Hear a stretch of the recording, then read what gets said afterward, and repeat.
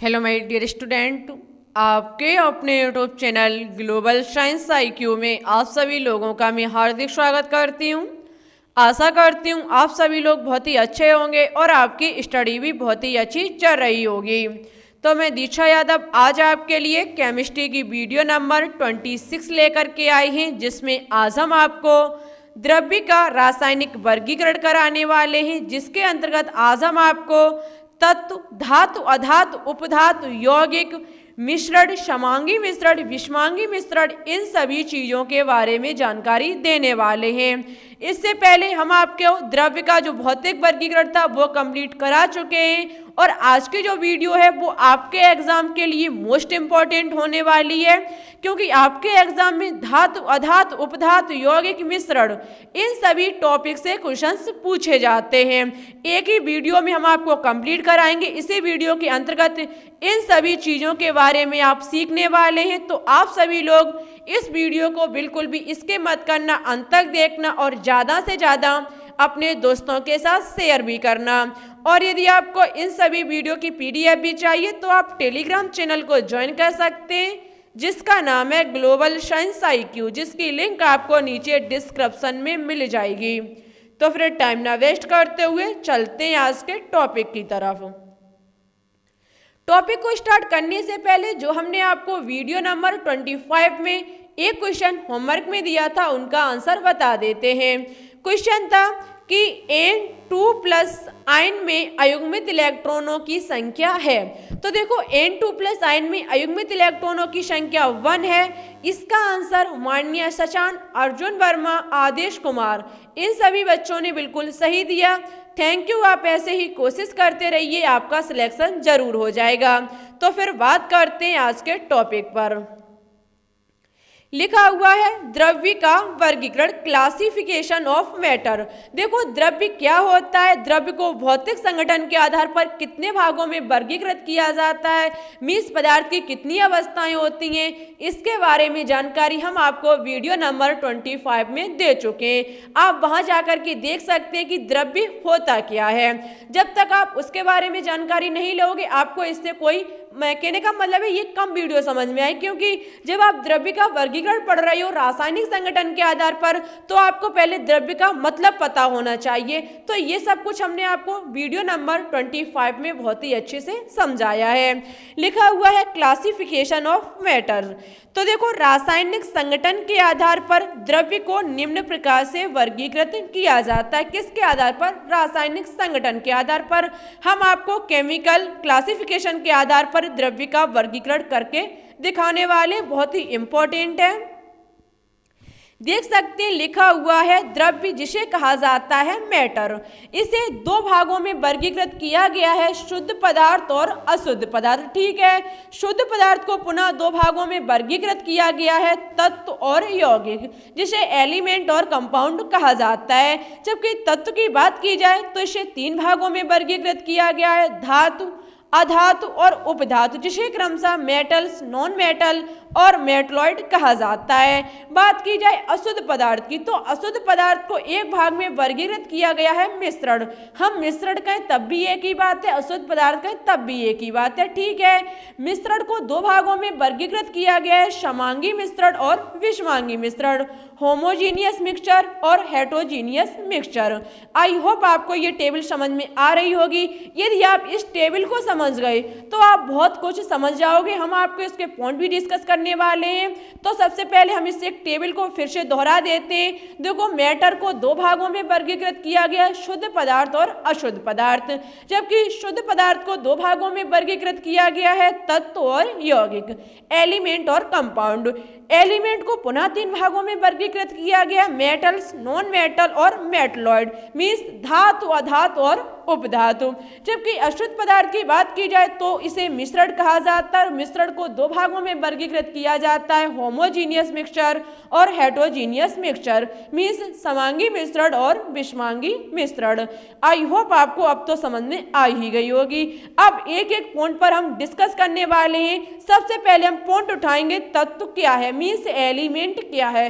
बहुत ही अच्छे से समझ जाएंगे। आपको कॉपी और पेन आप साथ लेकर के बैठना, सभी चीजों को एक बार कॉपी में ज़रूर नोट डाउन करना, जिससे कि एग्जाम टाइम जब आए तब आप इन सभी चीज़ों को एक बार रिवाइज कर सकें। ठीक है, तो बात करते हैं तत्व पर कि एलिमेंट होता क्या है। तो देखो, वह पदार्थ जो एक ही प्रकार के परमाणुओं से मिलकर के बना होता है तत्व कहलाता है। वह पदार्थ जो एक ही प्रकार के परमाणुओं से मिलकर के बना होता है तत्व कहलाता है। कोई भी हो लेकिन वो समान प्रकार के परमाणुओं से मिलकर के यदि बना होगा तो वो हमारा तत्व कहलाएगा। केमिस्ट्री के आधार पर बात की जाए, आधुनिक आवर्त सारणी के आधार पर बात की जाए तो अभी तक 118 एलिमेंट की खोज ही हो पाई है। ठीक है, हमारी आधुनिक आवर्त सारणी जो है उसमें 118 एलिमेंट का वर्णन किया गया है। बात की जाए, ये जो सभी एलिमेंट है वो समान प्रकार के परमाणुओं से मिलकर के बने होते हैं। बात की जाए कि जैसे कि हमारा H है जिसे हाइड्रोजन कहा जाता है, आपको पता है ये हाइड्रोजन जो होता है तत्व जो होता है उसका प्रतीक चिन्ह होता है, मीन्स संकेत होता है। आपने लिखा देखा होगा H2 जिसे कहा जाता है हाइड्रोजन गैस। क्या ये तत्व नहीं है? क्वेश्चन पूछा जा सकता है कि H2 क्या तत्व नहीं है? तो देखो बिल्कुल तत्व है, क्योंकि यहाँ पर बात की जाए तो ये हाइड्रोजन की कहने का मतलब हाइड्रोजन की बात की जाए तो ये समान प्रकार के परमाणुओं से मिलकर के बना होगा, जबकि H2 की बात की जाए तो ये भी तो समान प्रकार के परमाणुओं से मिलकर के बना हुआ है जो कि हाइड्रोजन के हैं।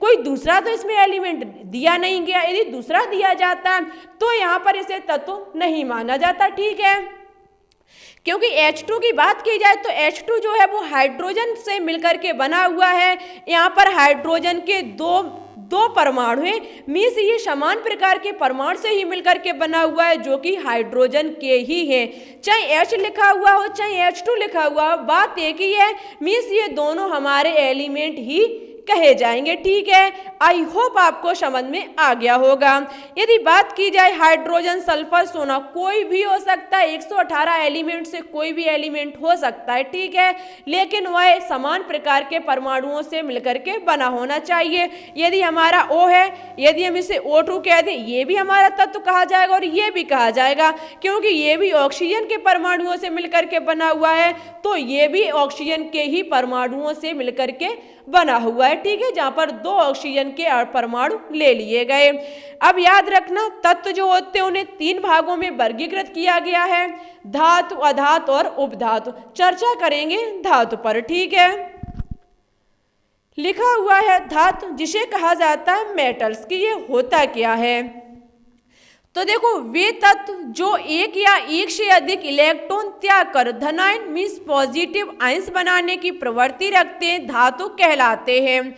वे तत्व जो एक या एक से अधिक इलेक्ट्रॉन त्याग कर धनायन बनाने की प्रवृत्ति रखते हैं धातु कहलाते हैं। सबसे पहले पॉइंट तो ये उठता है कि कोई भी एलिमेंट, कोई भी तत्व इलेक्ट्रॉन को दान करता क्यों है। सही बात तो ये है कि ये पॉइंट उठता है कि कोई भी जो तत्व है वो इलेक्ट्रॉन को दान या फिर ग्रेड क्यों करता है। आपने कहीं एक बार सुना होगा कि कोई तत्व इलेक्ट्रॉन को वहां पर ग्रेड कर रहा है, कोई भी हो जाता है कि इलेक्ट्रॉन का दान कर रहा है, तो ऐसा है क्यों, इसका हम आपको बताते हैं मतलब क्या होता है। देखो, आपको पता है आपकी 6 अक्रिय गैसें होती हैं, जो 118 एलिमेंट हैं उनमें से 6 अक्रिय गैसें helium, neon, xenon, krypton, argon और रेडोन। ठीक है, ये हमारी जो 6 अक्रिय गैस है, ये हमारी इलेक्ट्रॉनिक विन्यास जो इनका होता है वो स्थायी होता है। कहने का मतलब है इनके वाह्यतम कोश में 8 इलेक्ट्रॉन पाए जाते हैं, और जबकि प्रत्येक एलिमेंट यही चाहता है कि उसके वाह्यतम कोश में 8 इलेक्ट्रॉन पूर्ण हो जाए और वो अक्रिय गैस को समान इलेक्ट्रॉनिक विन्यास ग्रहण करके स्थायी बन जाए। इसलिए प्रत्येक एलिमेंट जो होता है वो इलेक्ट्रॉन को ग्रहण या फिर दान करता है। कोई भी वो एलिमेंट वो अपने अक्रिय गैस के समान होना चाहता है, उसके पास जो भी अक्रिय गैस होगी वो उसके समान होना चाहेगा, क्योंकि यदि वो उसके समान हो जाएगा तो वो स्थायी इलेक्ट्रॉनिक विन्यास ग्रहण कर लेगा। ठीक है, तो धातुएं हम कैसे पता चलाएंगे? देखो आप उठती है कि कोई ग्रहण करता है, कोई ग्रहण करता है, कोई दान करता है। तो जो बेटा दान करता है, जो त्यागता है, उसे कहा जाता है धातु, और जो ग्रहण करता है उसे कहा जाता है अधातु। ठीक है, तो वे तत्व जो एक या एक से अधिक इलेक्ट्रॉन को त्याग करके पॉजिटिव आयंस बनाने की क्षमता रखते हैं या फिर प्रवृत्ति रखते हैं, उसे कहा जाता है धातु। जैसे कि सोडियम की Na की बात की जाए, जिसका परमाणु क्रमांक होता है 11। यदि इसके इलेक्ट्रॉनिक विन्यास की बात की जाए तो निकल के आएगा 281। ठीक है, अब देखना इसका वाह्यतम कक्ष की बात की जाए, वाह्यतम कोश की बात की जाए, तो इसमें है 1 इलेक्ट्रॉन। ठीक है, ये होना चाहता है अक्रिय गैस के समान। ये अक्रिय गैस के समान कब हो पाएगा? जब इसके वाह्यतम कोश में 8 इलेक्ट्रॉन होने चाहिए।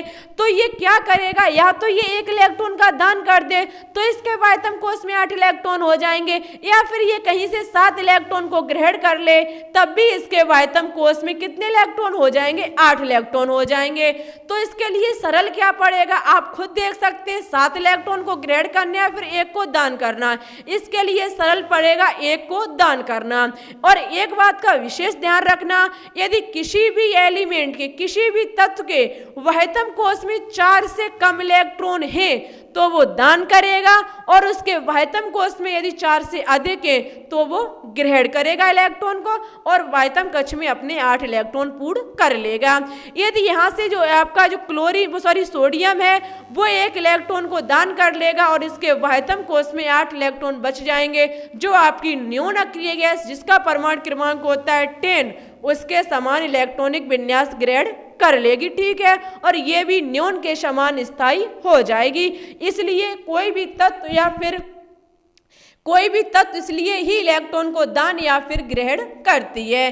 तो जब ये कोई भी तत्व इलेक्ट्रॉन को त्यागेगा या फिर दान करेगा, पॉजिटिव आयंस उसके ऊपर आ जाएगा, और वो क्या कहलाया जाएगा? धातु कहलाया जाएगा। ठीक है, जैसे कि Na की बात की जाए, Na ने 1 इलेक्ट्रॉन को त्यागा, इसके ऊपर चार्ज आ गया Na+, मीन्स ये हमारी जो सोडियम है वो एक प्रकार की धातु होती है, मेटल्स होता है। ठीक है, आई होप आपको समझ में आ गया होगा। बात करते हैं नेक्स्ट पॉइंट पर। देखो कुछ ही पॉइंट लिखे हुए हैं जो नोट में हैं, वो आपके मेटल से ही संबंधित हैं।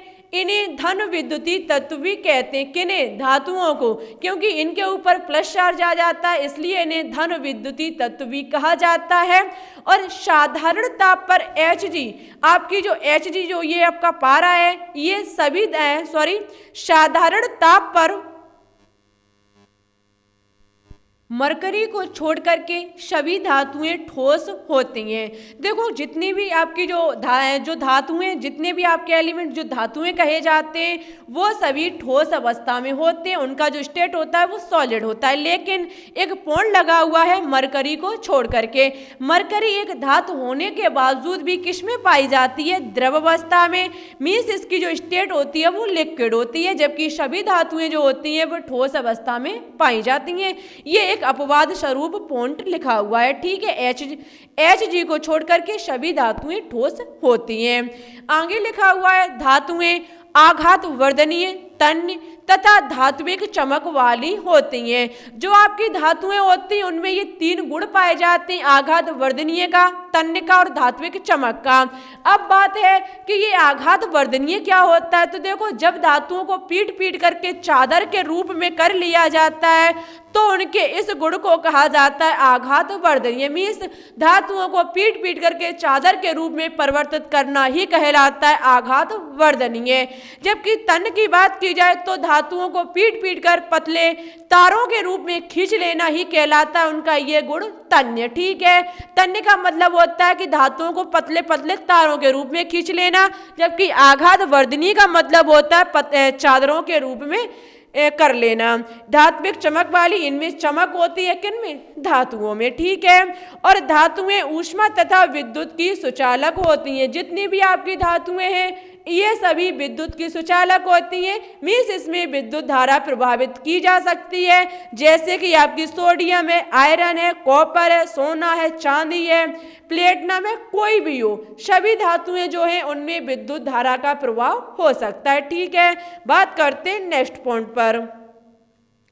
अब बात है अधातु की, मीन्स नॉन मेटल्स की। तो देखो वे तत्व जो एक या एक से अधिक इलेक्ट्रॉन ग्रहण करके ऋणायन या फिर निगेटिव आयंस बनाने की प्रवृत्ति रखते हैं अधातु कहलाते हैं। वे तत्व जो एक या एक से अधिक इलेक्ट्रॉन ग्रहण करके, अब बात की इलेक्ट्रॉन ग्रहण करते हैं क्यों, तो देखो वही बात, इलेक्ट्रॉन इसलिए ग्रहण करते हैं क्योंकि ये अपने वाह्यतम कक्ष में 8 इलेक्ट्रॉन पूर्ण करके स्थायी होना चाहते हैं। ठीक है, तो जब कोई एलिमेंट, जब कोई तत्व इलेक्ट्रॉन को ग्रहण करता है, जब कोई भी एलिमेंट इलेक्ट्रॉन को ग्रहण करता है तो उस पर क्या आ जाता है, minus charge, means negative ions बनाने की वह क्षमता रखता है, इसलिए उसे कहा जाता है अधातु। ठीक है, जैसे कि Cl की बात की जाए, इसका परमाणु क्रमांक होता है 17 इसका इलेक्ट्रॉनिक विन्यास 287 निकल के आएगा। इसके वाह्यतम कोश में 7 इलेक्ट्रॉन है, या तो ये 7 को त्याग दे या फिर 1 को ग्रहण कर ले, इसके वाह्यतम कक्ष में 8 इलेक्ट्रॉन जो हो जाएंगे पूरे हो जाएंगे। अब इसके लिए 7 आसान पड़ेंगे त्यागने या फिर 1 को ग्रहण करना आसान पड़ेगा, तो इसके लिए 1 को ग्रहण करना आसान पड़ेगा, तो ये 1 इलेक्ट्रॉन को ग्रहण करके इसके वाह्यतम कोश में 8 इलेक्ट्रॉन हो जाएंगे। जब ये 1 इलेक्ट्रॉन को ग्रहण करेगा तो इसके ऊपर 1 माइनस चार्ज आ जाएगा, मींस आपकी जो क्लोरीन होगी वो अधातु कही जाएगी, क्योंकि जब कोई तत्व इलेक्ट्रॉन को ग्रहण करता है तो उस पर माइनस चार्ज आ जाता है और इसे कहा जाता है अधातु। जैसे कि Cl ने 1 इलेक्ट्रॉन को ग्रहण कर लिया, वो बन गया Cl माइनस, जो कि 1 है अधातु। ठीक है, बात करते हैं नेक्स्ट पॉइंट पर।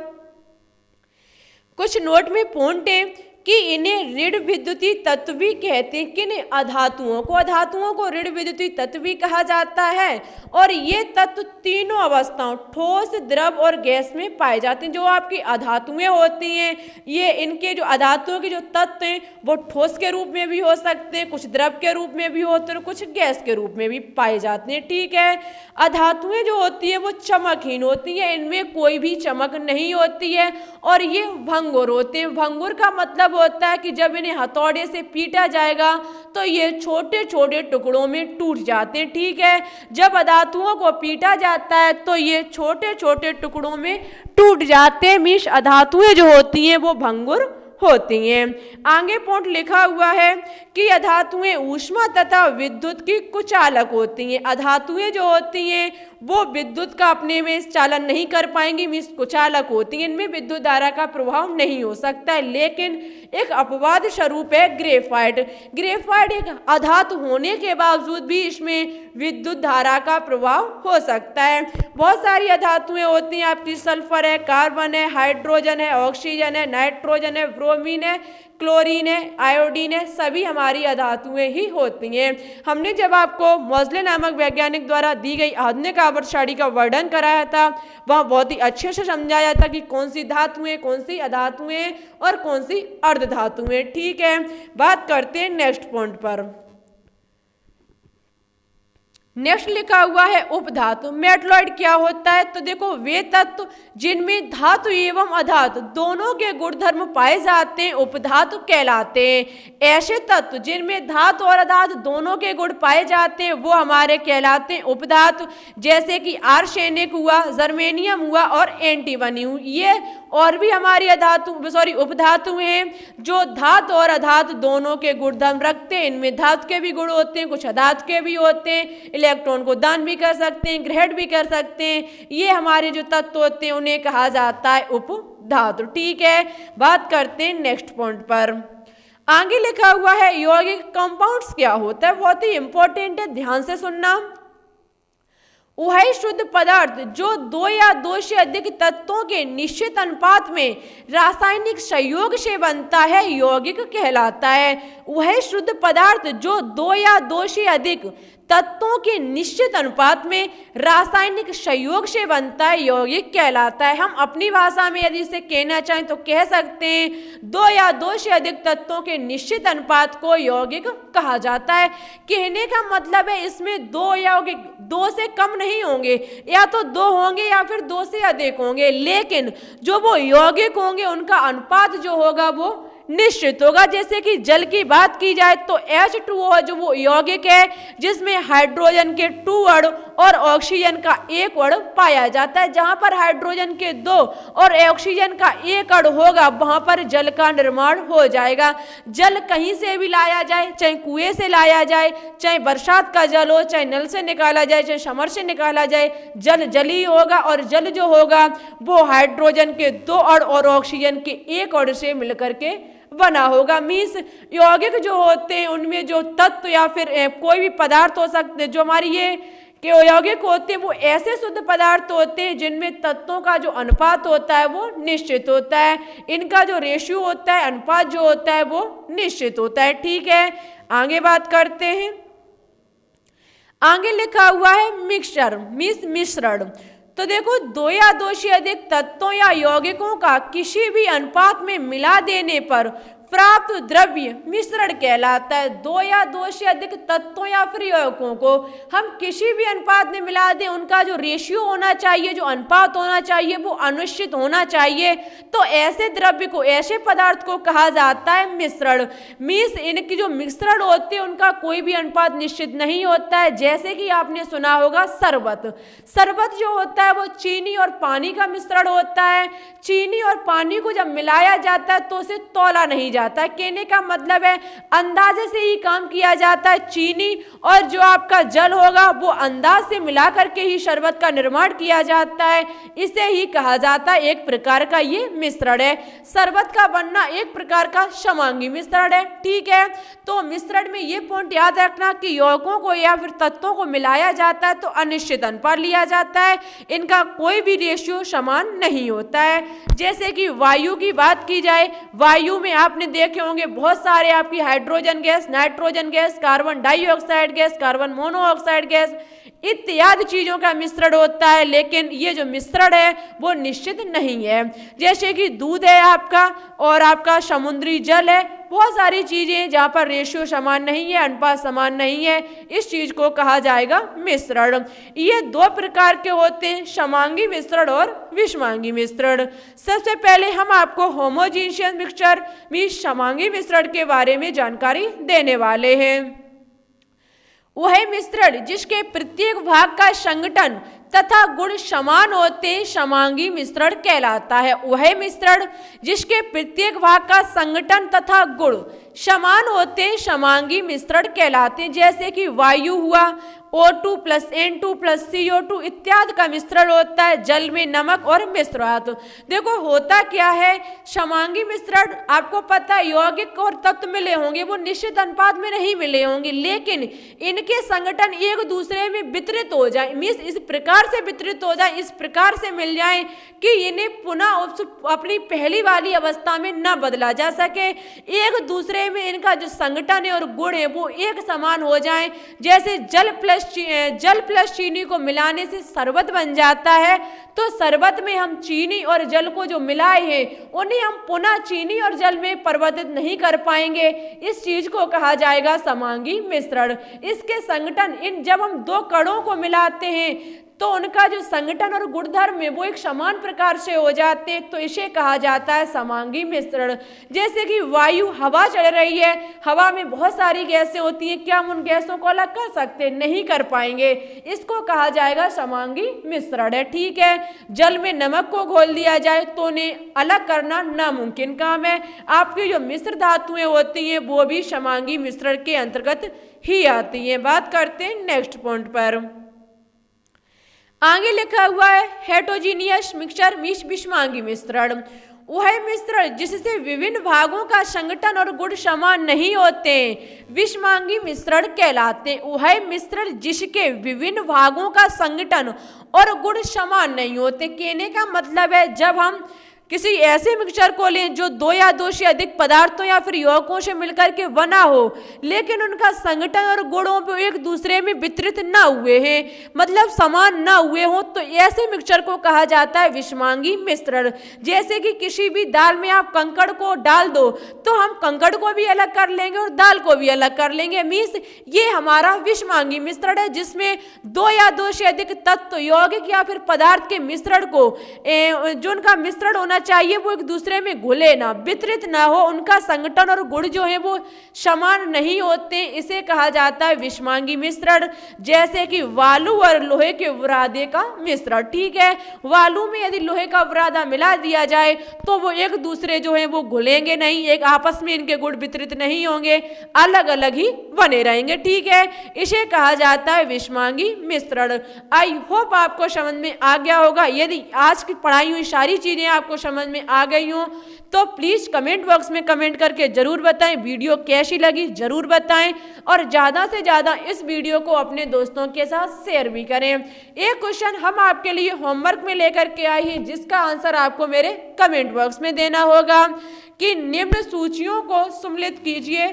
सूची 1 और सूची 2 में आपको बताना होगा, एक तरफ तत्व है दूसरी तरफ बैलेंसी है, संयोजकता है, किस तत्व की कौन सी वैलेंसी होती है, एक कूट दिया गया है नीचे, इसमें आपको बताना होगा कौन सा ऑप्शन राइट होगा, ठीक है। हम आपके कमेंट का इंतजार करेंगे, देखते हैं कौन बच्चा इसका आंसर सबसे पहले और सही देता है, ठीक है। और वीडियो कैसी लगी कमेंट बॉक्स में जरूर बताएं, अच्छी लगे तो लाइक कर दें, दोस्तों के साथ शेयर भी करें, और यदि अभी तक आपने हमारे चैनल को सब्सक्राइब ना किया हो तो इसे सब्सक्राइब करके बेल आइकन को प्रेस ऑल पर क्लिक कर लें, जिससे कि हम जो भी वीडियो डालें आपके पास नोटिफिकेशन पहुंच जाए, वो भी सबसे पहले। तो फिर ठीक है, चलते हैं। Thanks for watching this video. जय हिंद, जय भारत।